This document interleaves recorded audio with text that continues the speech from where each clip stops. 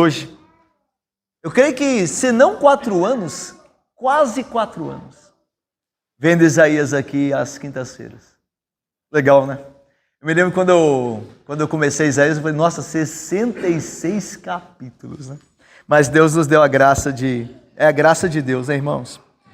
Deus nos deu a graça de termos saúde e bênção dele para a gente cumprir esse projeto de estudar com a igreja todo o livro de Isaías.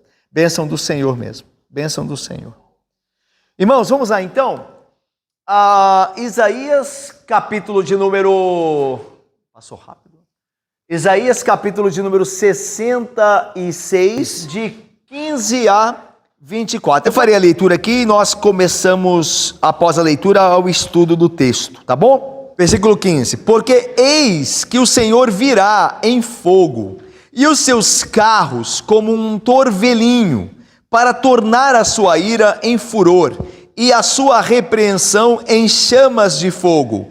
Porque com fogo e com a sua espada entrará o Senhor em juízo com toda a carne, e serão muitos os mortos da parte do Senhor. Os que se santificam e se purificam para entrarem nos jardins após a deusa que está no meio, que comem carne de porco, coisas abomináveis e rato serão consumidos, diz o Senhor. Porque conheço as suas obras e os seus pensamentos, e venho para juntar todas as nações e línguas. Elas virão e contemplarão a minha glória. Porei entre elas um sinal, e alguns dos que foram salvos enviarei às nações, a Tarsis, Pul, Lude, que atiram com arco, e a Tubal e a Javã, até as terras do mar mais remotas, que jamais ouviram falar de mim, nem ouviram a minha glória. Eles anunciarão entre as nações a minha glória. Trarão todos os vossos irmãos, dentre todas as nações, por oferta ao Senhor, sobre cavalos, em liteiras, e sobre mulas e dromedários, ao meu santo monte, a Jerusalém, diz o Senhor, como quando os filhos de Israel trazem as suas ofertas de manjares em vasos puros à casa do Senhor. Também deles tomarei alguns para sacerdotes e para levitas, diz o Senhor, porque como os novos céus e a nova terra que hei de fazer estarão diante de mim, diz o Senhor, assim há de estar a vossa posteridade e o vosso nome. E será que de uma festa da lua nova a outra, e de um sábado a outro, virá toda a carne a adorar perante mim, diz o Senhor. Eles sairão e verão os cadáveres dos homens que prevaricaram contra mim, porque o seu verme nunca morrerá, nem o seu fogo se apagará, e eles serão um horror para toda a carne. É versículo fúnebre, não? O final do texto, né? Um texto um livro tão glorioso, né? Que fala de salvação, e o último versículo dele fala de uma condenação horripilante, né? Mas nós vamos entender o porquê. Por que Isaías, inspirado por Deus, escolheu essa última palavra aí?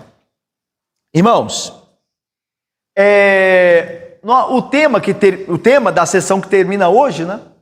É esse aqui que nós temos visto, a oração e a resposta. Oração de quem? Lembram-se do profeta pelo povo? Lembram-se? Senhor, olha o teu povo. Começou lá no capítulo 63. Olha o teu povo, Senhor. Veja como o teu povo se corrompe. O que o Senhor fará? O Senhor não disse que salvaria Israel? Como é que o Senhor pode permitir que isso aconteça com um povo corrompido? E aí Deus diz, na sua resposta, ele responde à oração do servo Isaías. Ele diz, eu vou salvar meu povo. Mas o meu povo não é o Israel étnico. Não é o Israel de sangue. Não é o Israel de etnia. Mas é o Israel do coração. É o Israel, usando a linguagem de Paulo, o Israel que foi circuncidado, não na carne, mas no coração. É o verdadeiro israelita, não é o que tem nome e sobrenome de Israel, mas o verdadeiro israelita que treme a minha palavra, que me obedece, que confia em mim, esse Israel eu vou salvar como eu prometi.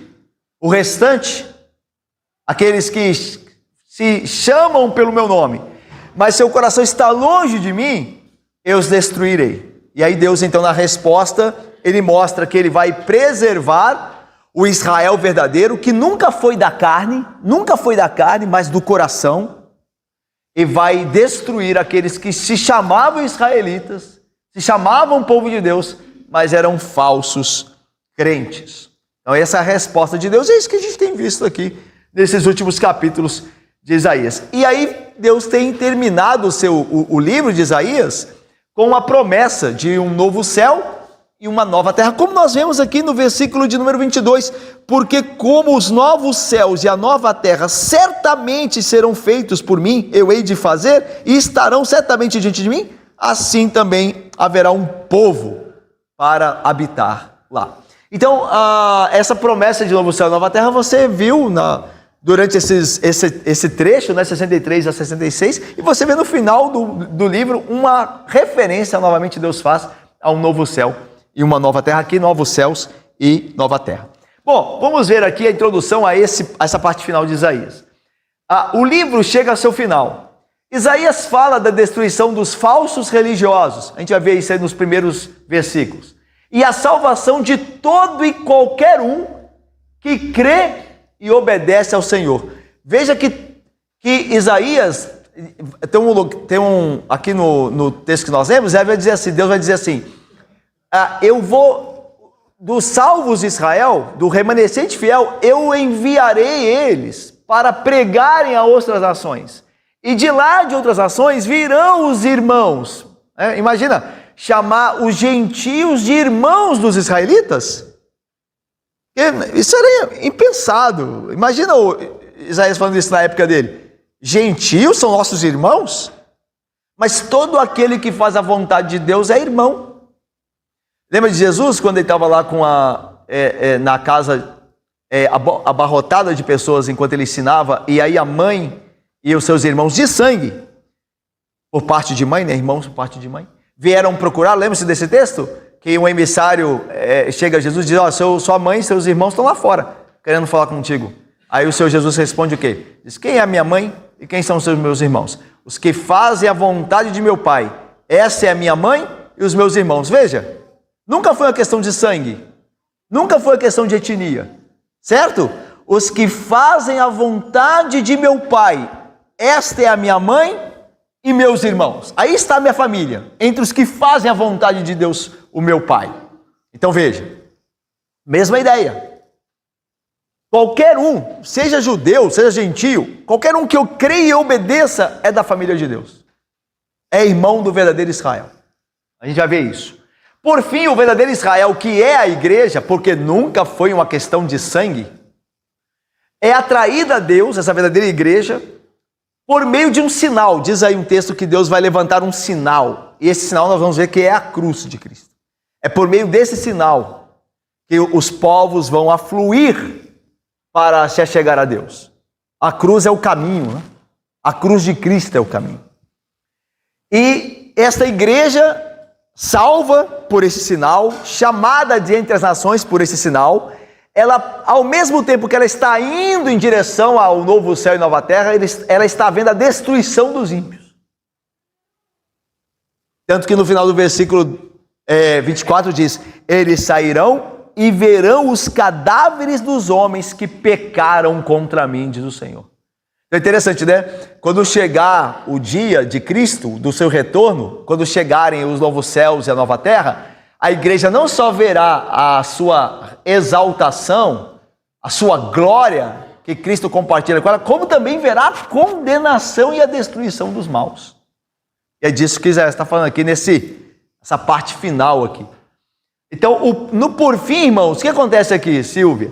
Por fim, José querido, o plano do Senhor é por Ele mesmo cumprido perfeitamente.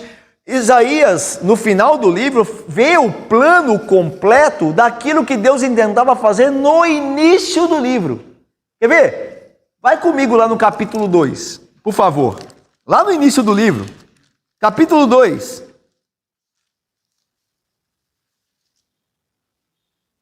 A partir do versículo 1, olha aí. Palavra que em visão veio a Isaías, filho de Amós, a respeito de Judá e Jerusalém.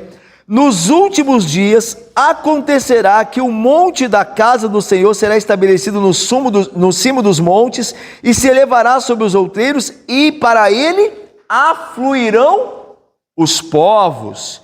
Irão muitas nações e dirão: vinde, subamos ao monte do Senhor. Está vendo aí? Aí no versículo 4, ele julgará entre os povos, a ideia de juízo, e corrigirá muitas ações. O que nós estamos vendo agora no final, irmãos? No capítulo 166, o que a gente está vendo, Wallace? A gente está vendo as nações irem a Deus, como a gente viu aqui, que os gentios são chamados lá de... Está até o nome dos locais, né? Tarsis, Pul, Lude, Tubal, Javã, as terras do mar mais remotas, tudo é povo gentio, que está vindo ao Senhor. Então, lembra aqui, o versículo, nos últimos dias acontecerá que os povos das nações virão, e o Senhor julgará. E aí a gente está vendo aqui no versículo 24, 66, eles verão os cadáveres dos homens que prevaricaram contra mim, diz o Senhor, o juízo do Senhor. Então, ou seja, aquilo que Deus intentava no início do livro, ele cumpre no final do livro. O grande ensino de Isaías é que Deus vai completar a obra dele de salvação e juízo no mundo. Esse é o grande ensino de Isaías. A gente viu isso durante o livro todo. Deus julgando as nações pagãs, julgando a Israel e falando de crentes verdadeiros, dando promessas a eles. Então, o que a gente aprende com Isaías? Que no fim, irmãos, Deus vai cumprir o propósito dele, que é a salvação da igreja verdadeira e condenação dos ímpios. Certamente, amém, Deus fará isso. Então é disso que Isaías fala aqui no final. Vamos ver então como é que isso acontece? Nós temos uma divisão simples aí, da parte final de Isaías. Primeiro nós veremos o julgamento sobre os que seguem falsos cultos. Por quê? Porque no final Deus vai julgar a terra. Julgará o mundo com justiça. Não diz o Salmo? Então, na última parte de Isaías, o que aparece lá? Juízo. Juízo daqueles que seguem falsos cultos. E na última parte aqui? Salvação. E não é essa obra de Deus, juízo e salvação? O que ele faz na terra? O que ele opera na terra? Salvação e juízo.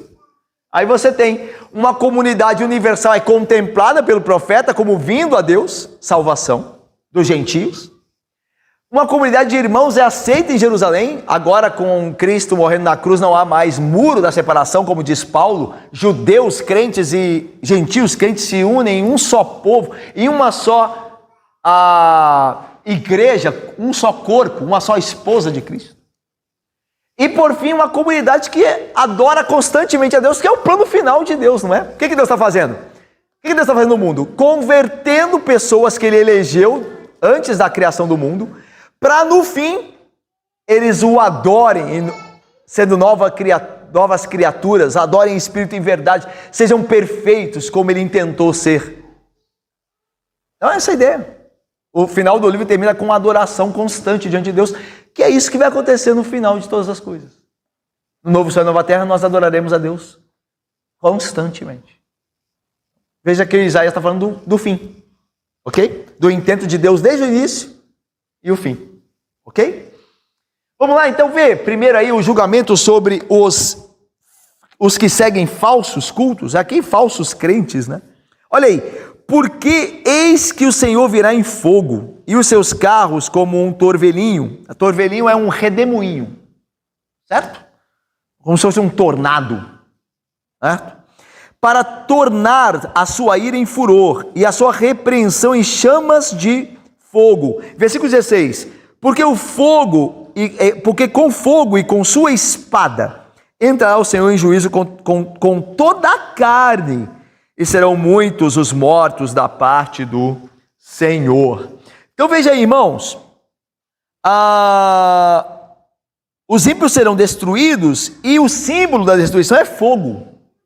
Veja aí, quantas vezes aparece fogo no texto? Versículo 15, fogo. Depois lá embaixo, chamas de fogo. Depois do 16 começa com fogo. Por que com fogo?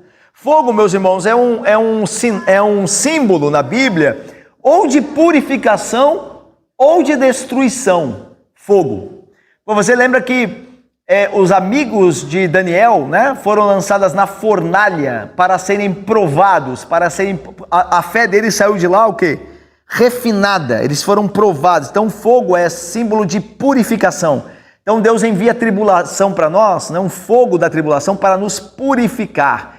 E fogo também dependendo do contexto onde se encontra, como aqui, destruição, porque o fogo não só purifica, o fogo consome, o fogo destrói também, não é assim? O fogo purifica o metal, mas ele destrói também outros elementos. Então fogo é um símbolo de purificação para o crente, quando Deus envia provação, fogo a tribulação, a fornalha, para nós sairmos mais santos de lá, ou para os ímpios, destruição de fato cabal e realizada. Aqui, fogo é destruição, porque está falando de ímpios aqui, que são falsos na adoração que fazem. Então veja lá, porque eis que o Senhor virá com fogo, e os seus carros, veja aí a ideia de exército, né? Quando um exército se aproximava, a destruição se aproximava. Então a ideia aqui o Senhor vem com fogo, que é símbolo de destruição, e carros. A ideia de que essa destruição será real, assim como é a destruição de um exército que se aproxima contra uma outra nação. E aí veja, como um torvelinho, a ideia de redemoinho, né, que não deixa nada, por onde passa um tornado, um twister, não deixa nada por onde passa. Então virá o Senhor como um torvelinho, para tornar a sua ira em furor, e a sua repreensão em chamas de fogo. A ideia aqui, meus irmãos, é que o pecado humano, a rebelião humana, não pode escapar à terrível presença de Deus, como um campo de trigo não pode escapar da destruição de um tornado. Se nós sobrevivemos à presença de Deus, isso se deve ao fato de que Ele fez algo por nós para que isso fosse possível. Veja, se eu e você permanecemos na presença de Deus, e nós somos pecadores, é porque Deus fez algo que tornasse isso possível. E nós sabemos o que Deus fez, para que nós pudéssemos subsistir na presença dele. O que Ele fez? Ele enviou um servo sofredor, lá do capítulo 53, lembra-se? Ele carregará o pecado de muitos, ele receberá a ira de Deus no lugar de muitos. É por isso que nós estamos de pé na presença de Deus. É por isso que Deus nos aceita e não nos destrói como um torvelinho destrói o campo de trigo. Porque nós fomos justificados em Cristo. Ele foi destruído. A ira de Deus caiu sobre ele, para que não caia sobre nós. Mas aqueles que não creem em Cristo experimentarão da ira de Deus, a ira do Senhor terrível. Então, veja, essa é a ideia aqui, que a rebelião humana não pode escapar à ira de Deus. E veja, este mundo que jaz no maligno, quer sempre induzir a você e a mim a acreditar que você pode ter uma vida de pecado e não receber a ira de Deus. Isso é uma enganação. E queira Deus que nós não descubramos da pior maneira possível que isto é uma enganação, porque a ira de Deus certamente virá. É uma enganação, e nós somos propensos a cairmos nesse engodo, de que nós podemos viver com nossos pecadinhos ali, que não vai acontecer nada conosco. Como Satanás disse a Eva, é certo que não morrereis. É certo que não morrereis.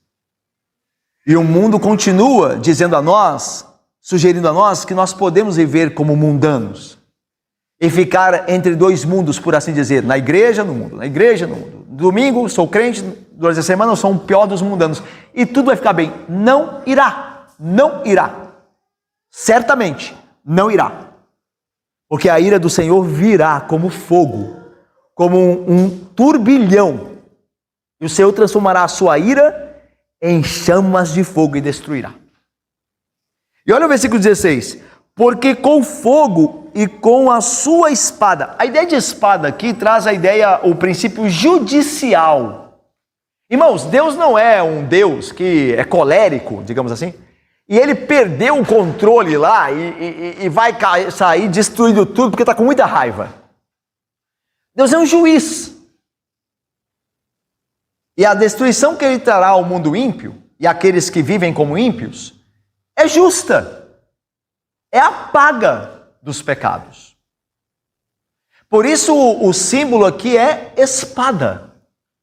Lembra-se do que Paulo diz lá em Romanos 13, quando ele fala dos magistrados civis? Lembram-se lá? Se alguém faz o mal, teme. Começa lá no capítulo 13, né, de Romanos.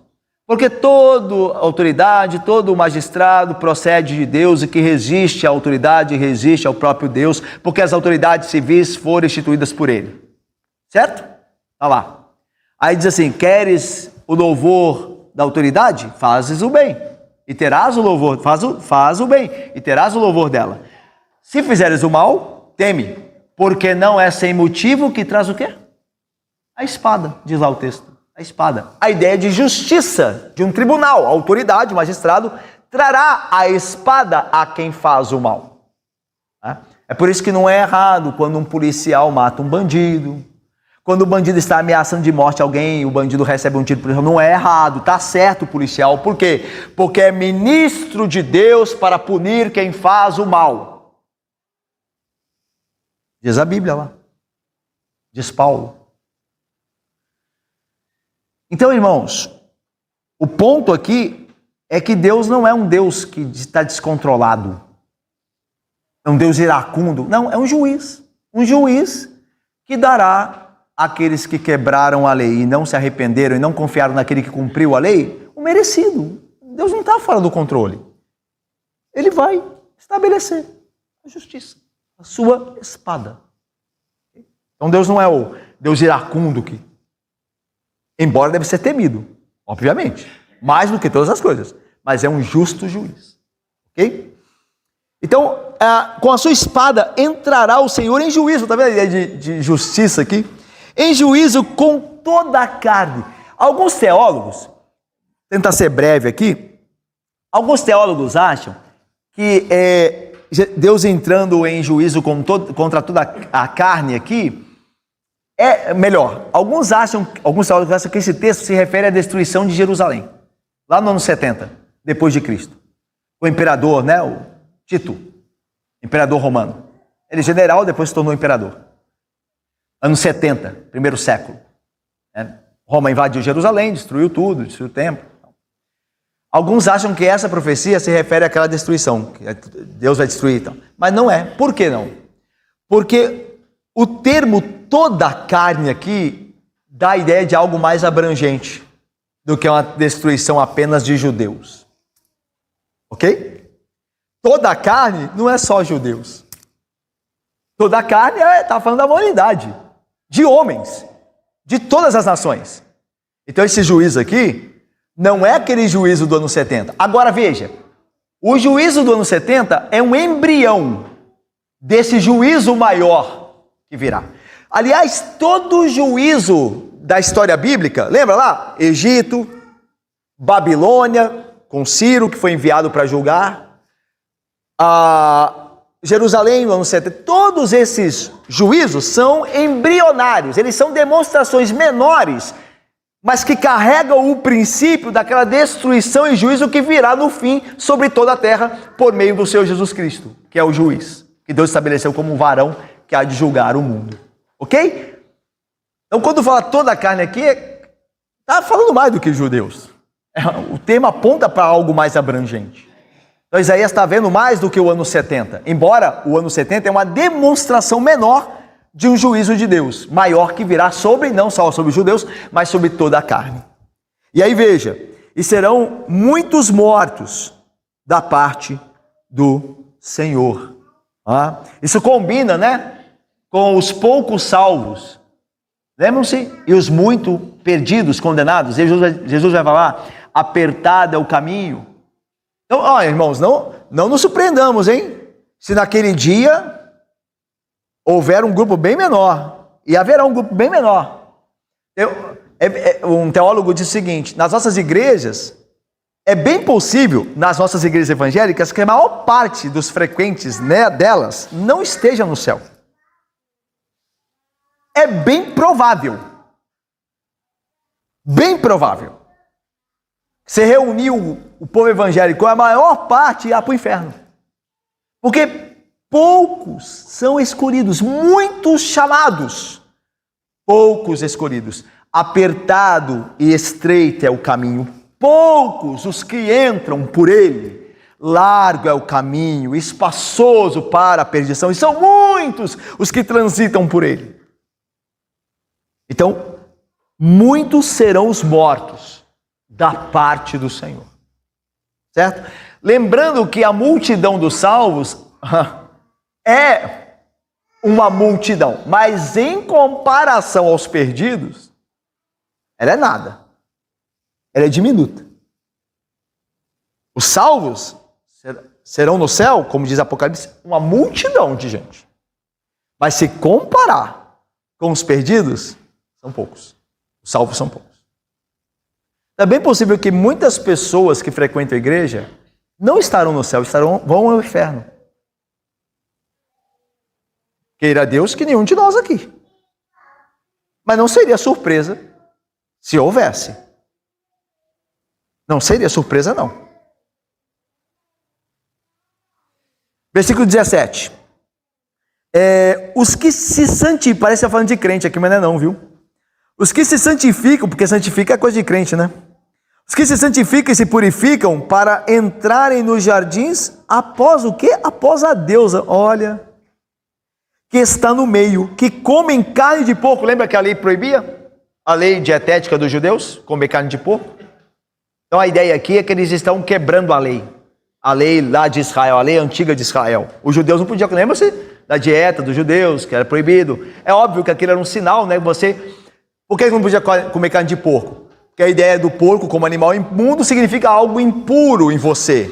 Então o porco era um símbolo. Então por isso que hoje o crente pode comer carne de porco. Por quê? Porque as sombras do Antigo Testamento apontavam para realidades espirituais. O que Deus quer dizer com isso para nós hoje? Que a gente tem que ficar longe de impureza, não é do porco. É da impureza a qual o porco simbolizava lá no Antigo Testamento. Porque lembra que Deus se valeu de muitos elementos, muita didática, coisas muito lúdicas para um povo que estava começando a engatear na fé. Porque é isso que Israel era. Era um povo saído da idolatria, lembra-se Abraão? Saído da idolatria. E começava um bebezinho na fé, então era lúdico, o tratamento com Deus era lúdico. Olha, não toca nisso aqui não, olha, isso aqui não pode, essa dieta não come isso aqui não. Mas depois que veio a igreja amadurecida, aí deixa os símbolos e pega o princípio. E é por isso, mas aqui ainda vale o símbolo. Os judeus tinham ainda a prática de não comerem a coisa imunda. E aí, por isso está um texto aqui. Eles comem carne de porco, coisas abomináveis e rato, né? Diz aqui mais. Esses serão consumidos, diz o Senhor. Então a ideia aqui é que o ponto é o seguinte aqui, irmãos. Deus não vai condenar só os ímpios fora da igreja. Deus vai condenar os ímpios dentro da igreja. E existem muitos ímpios dentro da igreja. Pessoas que apresentam-se como crentes, mas não são. Ok? Porque, veja, quando Isaías está falando disso, é muito fácil Israel ouvir Isaías, Jerusalém, lá, os homens de Jerusalém ouvir Isaías, e falar assim, é isso mesmo, Senhor, destrói os ímpios, muitos serão os mortos da parte do Senhor, tem que morrer mesmo. É muito fácil a gente estar na igreja, dizer que o outro lá fora tem que morrer, o pagão lá. Só que os hipócritas aqui dentro? Não vai acontecer nada com eles? Aí Isaías está lembrando, não vai acontecer sim, viu? Não acha que sabe porque a gente veste roupa de crente e carrega a Bíblia no braço, que são coisas de crente, obviamente, que eu e você estamos salvos. Esse é um engano terrível. A religião falsa, a religião hipócrita é pior que idolatria, é repugnante para o Senhor. Tanto que ele usa termos aqui dessa religião falsa como coisas imundas, né? Comem porcos e ratos. Coisa repugnante. Para Deus é isso. Uma religião fria e ritualista, sem amor a Deus e obediência, é repugnante. Essa é a ideia. E isso tem que ser amado pelos crentes, essa advertência do Senhor. Porque, sabe, uma das coisas mais benditas aqui é que Deus não deixa que nenhum de nós aqui vive em engano, irmãos. Nenhum de nós viverá enganado. Nenhum de nós vai pensar que basta vir à igreja, basta ser pastor, basta ter um cargo, basta ter um título na igreja. Não!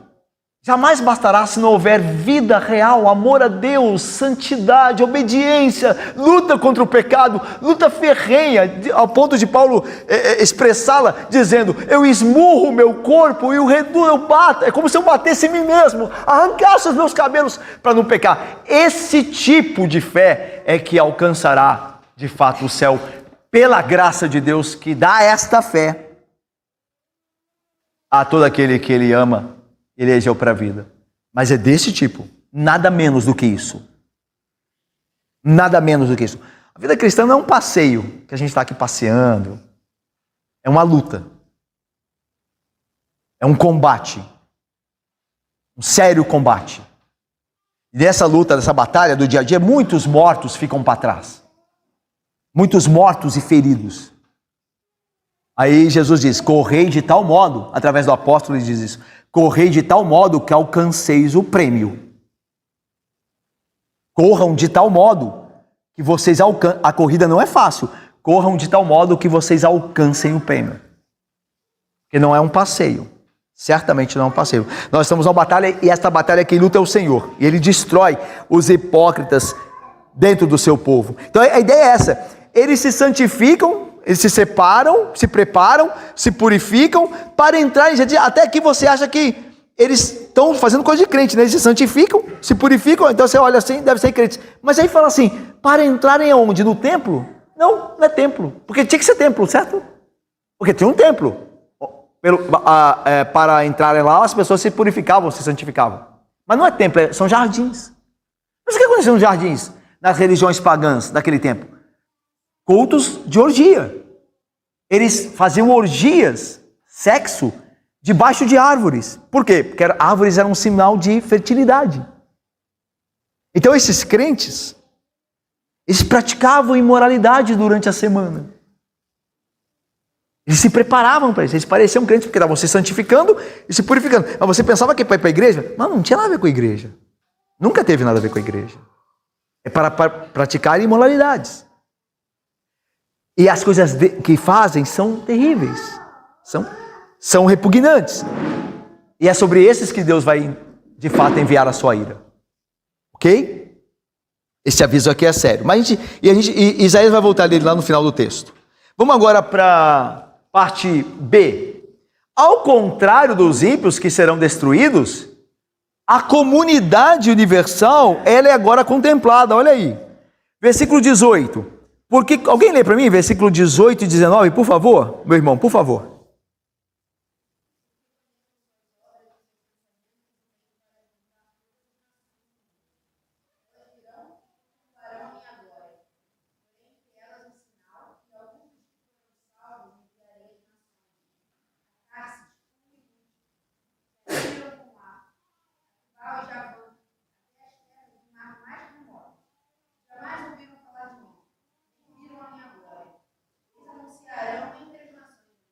Vamos rapidinho então, irmãos, olha.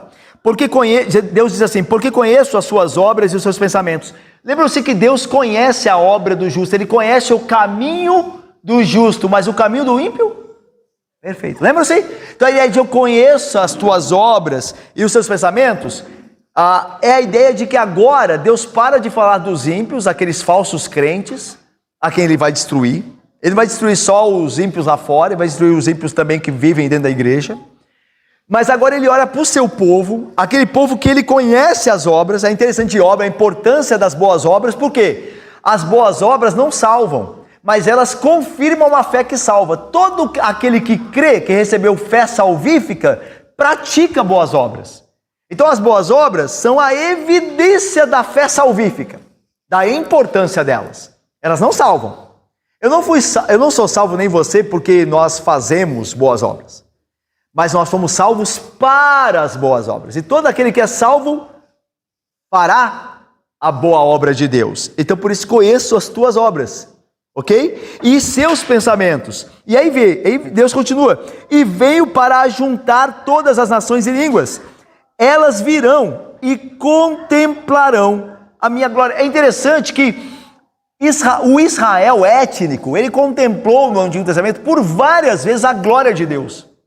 Alguém poderia lembrar de um de algum dos momentos que o Israel étnico contemplou a glória de Deus? Me digam aí. Um momento na história do Antigo Testamento que eles viram a glória de Deus. No deserto, quando eles estavam lá sendo guiados, no tabernáculo, quando a nuvem veio sobre o tabernáculo, e no templo também, lembram-se? Quando Salomão edificou o templo e consagrou o templo com oração, a nuvem desceu e os sacerdotes tiveram que sair, porque não viram a glória de Deus. Onde mais? No Elias, lá no confronto, né, contra os profetas de Baal, também viram a glória de Deus, o poder de Deus. Olha quanto, gente, Mar Vermelho, sarça ardente, isso é mesmo, vocês foram aí. Muito bem, essa é a ideia. Só que os gentios não viram a glória de Deus, mas eles viriam. Daí a ideia: venho para juntar todas as nações e línguas, elas virão e contemplarão a minha glória. Algo que estava só restrito a Israel, agora todo olho verá. Todo olho verá a glória do Senhor. E isso acontece em Cristo acima de tudo. Porque você sabe o que João escreve lá no capítulo 1 do seu Evangelho? O Verbo se fez carne e habitou entre nós, cheio de graça e de verdade. E agora?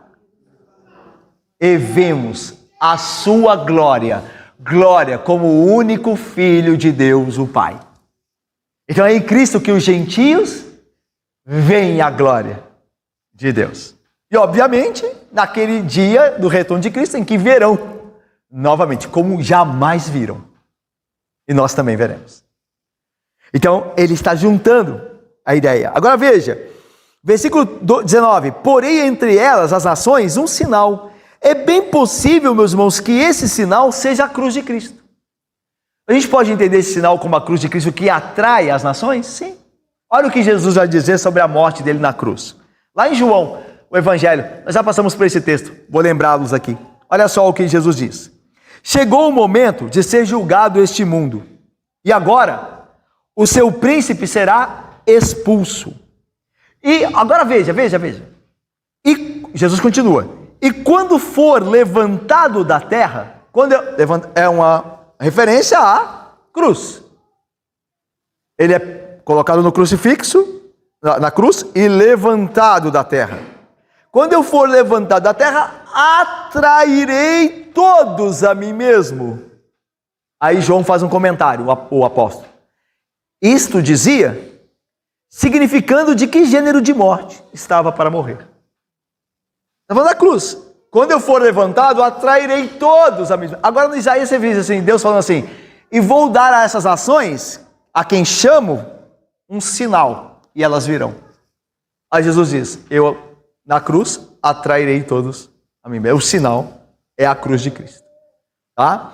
Então veja, porém entre elas um sinal, algo que vai chamá-las a mim. É algo que Isaías não tem ideia, irmãos. Ele está recebendo a revelação, está escrevendo. Ele sabe que é um sinal, mas ele não sabe que sinal é. Nós sabemos, porque nós sabemos mais do que Isaías. Nós temos mais revelação. Então nós sabemos que o sinal que Isaías esperou e aguardou era Cristo na cruz. Ok? E alguns dos que foram salvos enviarei às nações. Quem que vocês acham que são esses alguns salvos que Deus envia às nações? Onde que vocês acham que isso se cumpre? Muito bem. Na grande comissão, nos apóstolos. É isso mesmo.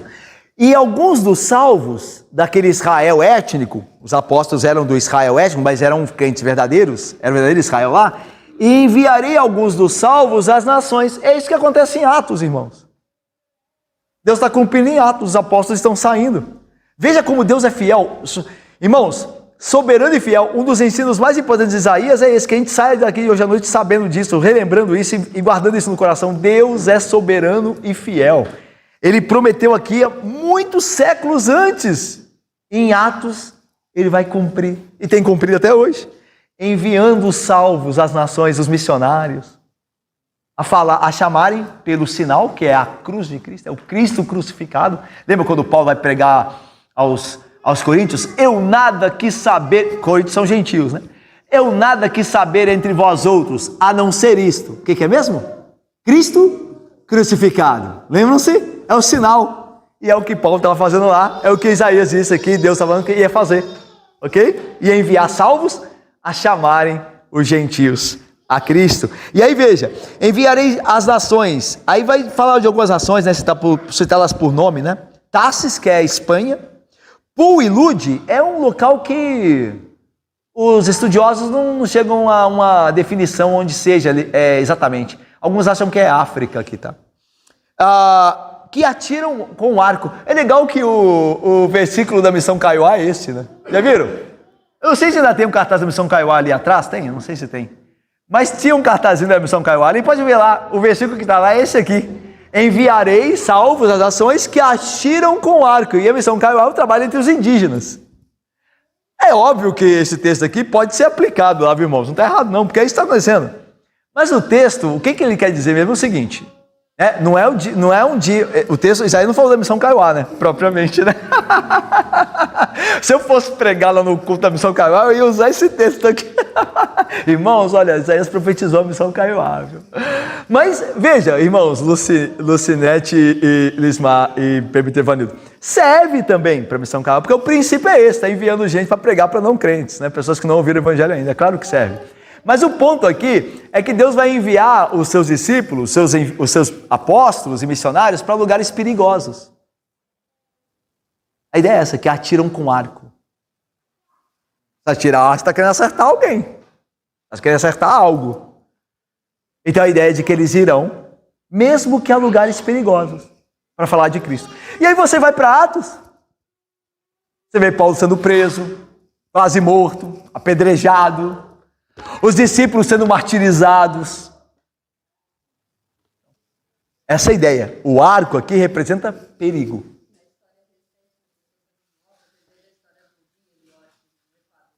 Jim Elliot lá a esposa da Elizabeth, né? Lá no Equador, que foi morto, o missionário que foi morto no Equador. Essa é a ideia. Mesmo sendo lugares perigosos, eles irão. E terão sucesso. E converterão almas. Mesmo que deem a vida para isso. Essa é a ideia. E aí vamos lá.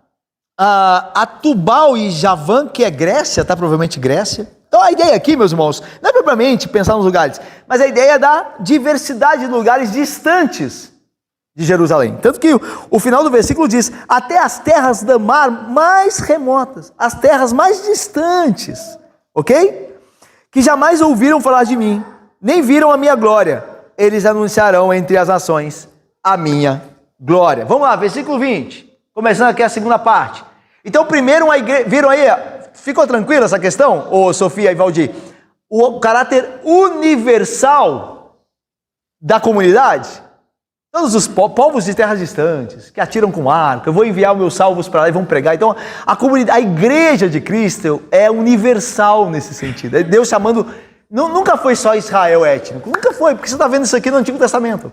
O plano era sempre alcançar judeus e gentios e formar deles uma só igreja. E você vê isso lá no Novo Testamento e também você vê isso hoje na igreja, né, multiétnica, né? Mas vamos lá, versículo 20. Trarão todos os vossos irmãos. Então aqui, lembra, né, irmãos? Mas os gentios são irmãos? São, em Cristo são. Olha só o texto de João, lá no Evangelho de João, que a gente já passou por ele. Quando os sacerdotes estão tramando a morte de Jesus, olha o que eles dizem. Diz o texto.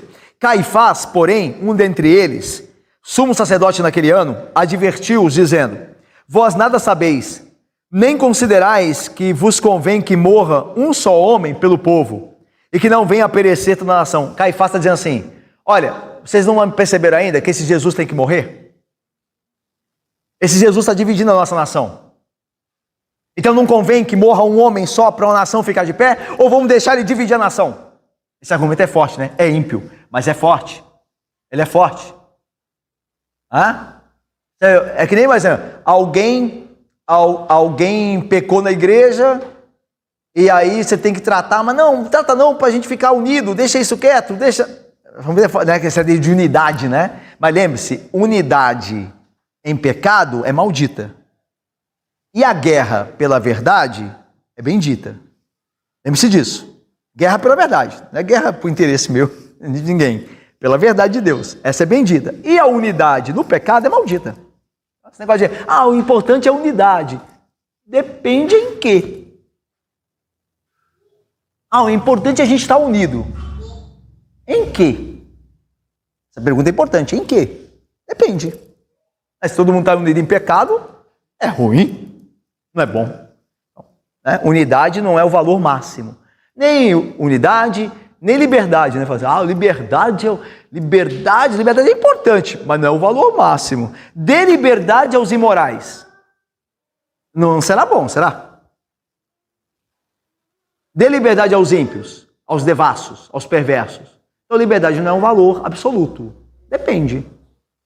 Tá? Valor absoluto é piedade. É vida com Deus. É o valor absoluto. E que vai dirigir as outras coisas. Unidade, liberdade.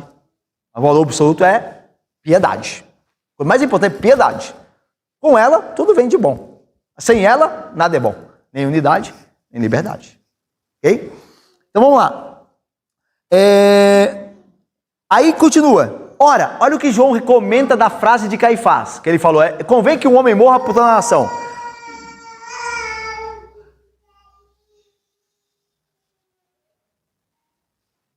Tá, ali tá falando meio em línguas, né? Eu só que tá bonitinho demais, né? Vamos lá, atenção comigo aqui. Aí olha só o que João comenta sobre a fala de Caifás. Ora, ele não disse isto de si mesmo. A ideia é, ele disse mais do que ele sabia. Mas sendo sumo sacerdote naquele ano, profetizou que Jesus estava para morrer pela nação. E não somente pela nação, mas também para reunir em um só corpo os filhos de Deus que andam dispersos. João vai chamar os gentios eleitos de filhos de Deus. Por isso aqui no texto de Isaías fala de e trarão todos os vossos irmãos. Por quê? Porque são todos filhos do mesmo Deus. É isso que vai acontecer, que tem acontecido. Deus tem juntado os seus filhos. Aí veja, dentre todas as ações trarão vossos irmãos por oferta. Aí diz, né, no versículo de número 20, cadê aqui? Aqui, por oferta ao Senhor, sobre cavalos, liteiras. Uau! Liteiras, alguém se arrisca? Liteiras é uma... Eu fui pesquisar, obviamente, né, gente? Não é toda hora que a gente vê uma liteira, né? Aliás, a gente não vê quase nunca uma liteira. Liteiras é aquelas cadeirinhas que são carregadas. Lembra aqueles filmes que tem aquelas rainhas? Que os servos andam com a cadeirinha dela aqui, ela vai toda... os caras carregando ela naquela cadeirinha, aquele tronozinho. Aquilo são liteiras. Tá? Então virão de liteiras. Né? A ideia de virão nobres também. Nobres virão. E aí veja. E sobre mulas e dromedários. Qual que é a diferença do dromedário para o camelo? Muito bem, o dromedário tem uma só, o camelo tem duas. É isso aí, duas córcovas. É isso aí. Também vi essa semana lá, viu? Vocês pensam que o pastor sabe tudo disso, né? Ele tem que ler e reler depois. Vamos lá. Eles virão ao meu santo monte em Jerusalém. Então tá vendo, irmãos? Ó, atenção, irmãos. Irmãos, o Senhor tem uma comunidade universal e essa comunidade será toda aceita em Jerusalém. Daí eles virão com vários tipos de locomoção, eu coloquei aqui, né? De transporte. Mas eles virão para se reunirem com o Senhor. Ok? E agora veja aí. Diz o Senhor, versículo 20 final. Como quando os filhos de Israel trazem as suas ofertas de manjares em vasos puros à casa do Senhor. É interessante que as ofertas aqui de manjares são... O que são as ofertas de manjares? Como nós sabemos, as ofertas de manjares são ofertas dos grãos. Ok? Quando é que na lei de Moisés as ofertas de manjares eram entregues? Elas eram que tipo de oferta? Oferta de gratidão, não de expiação. A oferta de expiação era o animal, lembra-se? Era o cordeiro, era a rolinha, o cabrito, o novilho, lembram-se? Eram ofertas de expiação, tinha que morrer, tinha que ter sangue. Essas ofertas de grãos, como não tem sangue, não são ofertas de expiação, são ofertas de gratidão. E é interessante que esses homens, gentios, crentes, eles são oferecidos como oferta de gratidão, não como oferta de expiação. Por que ele... Agora veja, vocês que são teólogos de plantão aí, Arthur, por que eles não são oferecidos como oferta de expiação? Por que não? Por quê? Perfeito!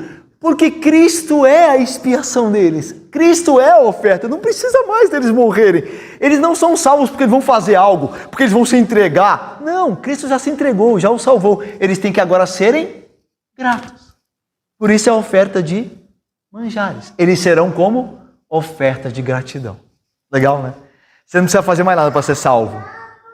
Você tem que viver em gratidão. Em gratidão. Você já foi salvo. Legal. Vamos lá. 21. Também deles tomarei alguns para ser sacerdotes e para levitas, diz o Senhor. A ideia de perfeita e plena membresia. O gentio como um sacerdote, como um levita, Samuel. Quem que eram os levitas? De que tribo eram os levitas? Muito bem, fácil. Mas de que família entre os levitas eram sacerdotes?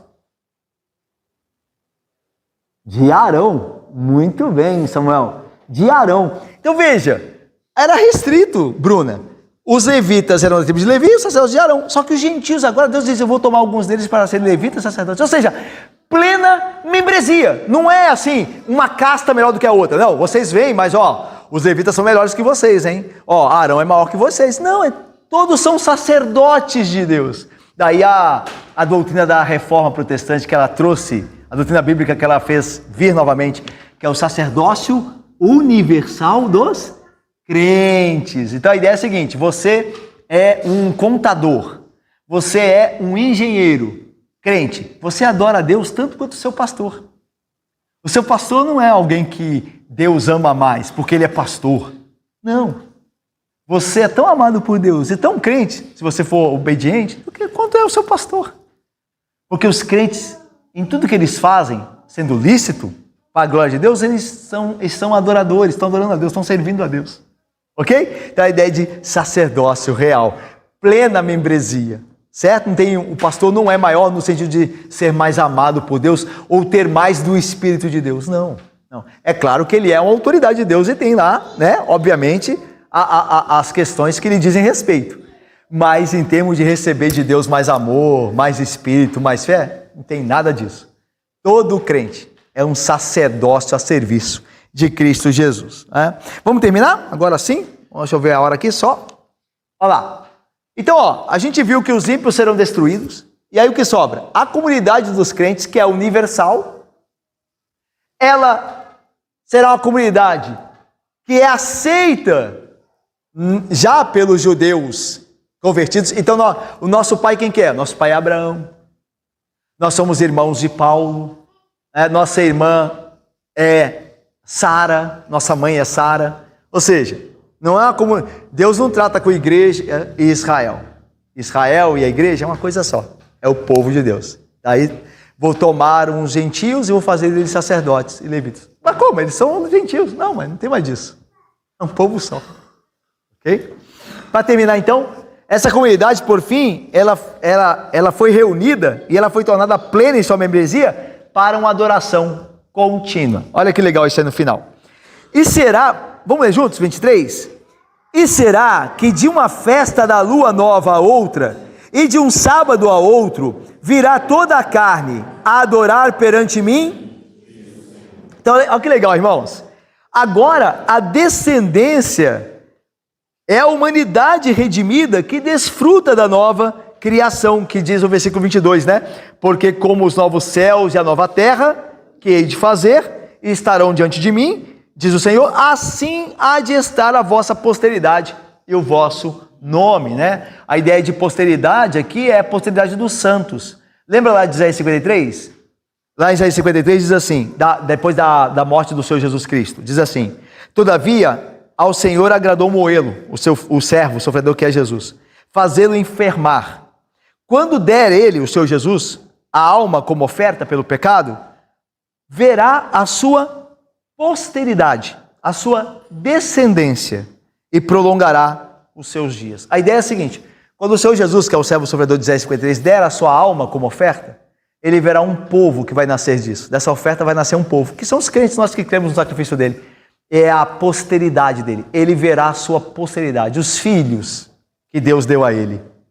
E ele se alegrará com isso. É dessa posteridade que está falando aqui. É essa posteridade que vai herdar o novo céu e nova terra. Aqui no 22. E aí diz que essa posteridade, no versículo 23, vai louvar a Deus de uma festa da lua nova a outra. E de um sábado a outro. E é interessante que lá no capítulo 1 de Isaías, no capítulo 1, Daniel e Vitor, o problema era o não prazer e a não guarda dessas festas. Eu vou ler para vocês, não precisa abrir lá não, eu vou ler para vocês. Lá no capítulo 1 diz assim, olha o que Deus diz ao povo dele: não continueis a trazer ofertas vãs, porque lembra, o povo estava vivendo em pecado. Então Deus diz assim, para de vir à igreja me cultuar. O incenso que vocês trazem para mim é abominação. É a mesma coisa que fala no final do livro que a gente viu, né? Que eles se santificam, se purificam para adorar uma deusa. Então a ideia é de que eles mantêm a impressão de que são crentes, as coisas de crentes externas, mas o que eles estão fazendo, o intuito deles é mau, o coração deles é mau e o que eles fazem é abominação. Uma coisa que falou no capítulo 1, o incenso de vocês é abominação. Então, ou seja, a ideia de, vou dar um exemplo bem claro, um pastor que prega e que durante a semana vive em pecado é abominação para Deus. Mesmo que ele pregue doutrina reformada, mesmo que ele saiba lá o ABC, se ele vive em pecado, Deus abomina ele. É a mesma coisa você e eu também, se a gente vem à igreja, vem cantar e canta vivendo em pecado, para Deus é abominação. É melhor não vir. É muito melhor. Ainda assim é mal, ainda assim é tragédia, mas é muito melhor não vir. Vai receber menos juízo, receberá, mas menor juízo do que vir e adorar falsamente. E aqui a ideia, olha só, não continueis a trazer ofertas vãs, lá no capítulo 1. O incenso para mim é abominação, diz o Senhor. E também as festas da lua nova, os sábados, não posso suportar iniquidade associada ao juntamento solene. Que esse é o grande princípio. Olha aqui, guarde isso aí, irmão, guarde isso aí no coração. Deus não suporta ajuntamento solene com iniquidade. Você quer irritar Deus? É você estar com os crentes adorando a Ele em pecado. Deus não suporta. Ele não terá por inocente quem fizer. Guarde isso no seu coração. Toda vez que eu e você viermos à igreja, para o culto, lembre-se disso. Pense como é que você vem. Porque Deus não suporta ajuntamento santo com iniquidade. Ele odeia. Ele tem como abominável. Mas o povo santo, o povo crente é diferente. O povo crente vai adorar de festa em festa. A ideia é de que eles amarão a Deus e terão prazer em fazer a vontade de Deus e nele, no próprio Deus, de festa a festa. A ideia é, continuamente, eles saem da festa nova e já estão no espírito da próxima. Eles guardam o sábado esperando o outro. Quer ver uma aplicação bem prática para nós? Domingo, nós estivemos aqui, né? E aí nós cultuamos a Deus. A ideia é que durante a semana a gente está já aguardando o outro domingo, se preparando para o outro domingo, vivendo na presença de Deus, do mesmo Deus que no domingo que vem nós vamos adorar. Essa é a ideia. Você vive assim? Ou quando termina o domingo você vira uma chave? Tem gente que é assim, sabia? E acabou o domingo, vira a chave. E aquela pessoa do domingo, você não encontra mais. Até o próximo domingo. Que terrível. O povo do Senhor não é assim. O povo do Senhor o adora de uma festa da lua nova a outra. De um sábado a outro. Que seja assim com você. Viu? Terminando. Eles sairão, agora a parte final, né? Aquele versículo fúnebre aqui, né? Horrível. Olha aí, vamos ler junto para terminar? Eles sairão e verão os cadáveres dos homens que prevaricaram contra mim.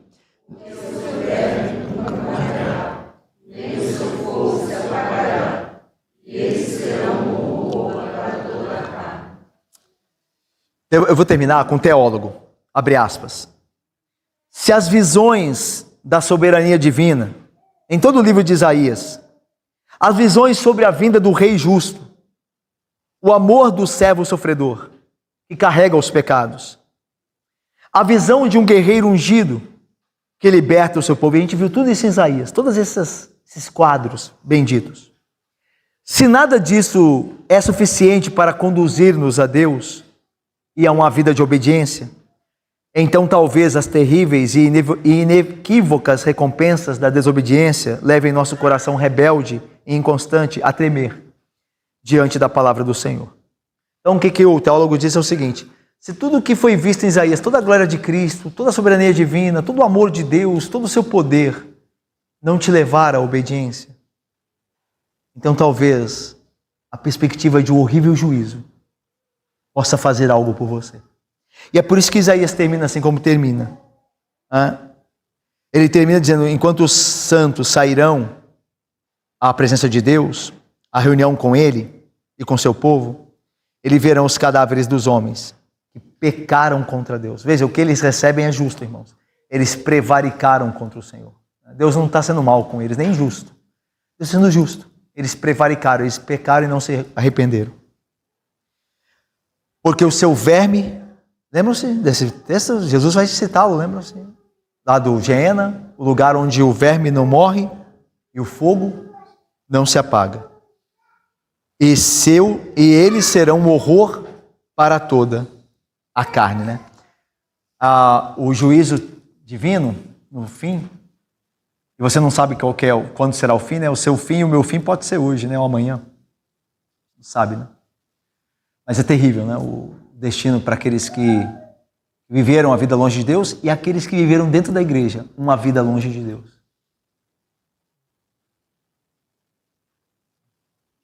Eles sofrerão a terrível condenação. Vou terminar aqui então. O que aprendemos com Isaías? Que o juízo de Deus sobre este mundo e seus moradores certamente virá. Nós vimos o perigo do ritualismo vazio. Eu e você dissermos que somos crentes e vivemos como se não fôssemos. Isso será condenado também. É a obediência à palavra do Senhor que é a marca do verdadeiro cristão. Eu conheço as tuas obras. Ele diz isso em Apocalipse também nas igrejas. Algumas igrejas dizem: eu conheço as obras de vocês. Eu sei que vocês têm sido fiel. A obediência é a marca do crente. Okay? Nós aprendemos também que Deus atrairá aí o acento lá no Ará, né? Atrairá em Cristo, todos os que a Ele pertencem, né? A gente viu isso, Ele chamando os gentios, né? A presença dele por meio de um sinal, por meio de Cristo. E Cristo tem que ser pregado, né? Cristo tem que ser conhecido porque é a pregação de Cristo, o crucificado, que atrai os eleitos. E por fim, todo homem deve decidir, eu e você, salvação e glória ou condenação e horror. Irmãos, Isaías, no final do livro dele, termina com esses dois quadros de glória, novo céu e nova terra, e com os ímpios sendo mortos e o verme comendo eles, que nunca morre, e o fogo que nunca apaga, para dizer para nós o seguinte, eu termino com isso. Nós temos que decidir o que nós queremos para nós. Se é salvação e honra ou condenação e horror. E decida logo, irmãos. Nós nunca sabemos quando Deus nos chamará. Decida hoje. O que você quer para você? Salvação e glória ou condenação e horror? Só há esses dois caminhos. Só esses dois caminhos. Okay? Deus abençoe. Amém, irmãos.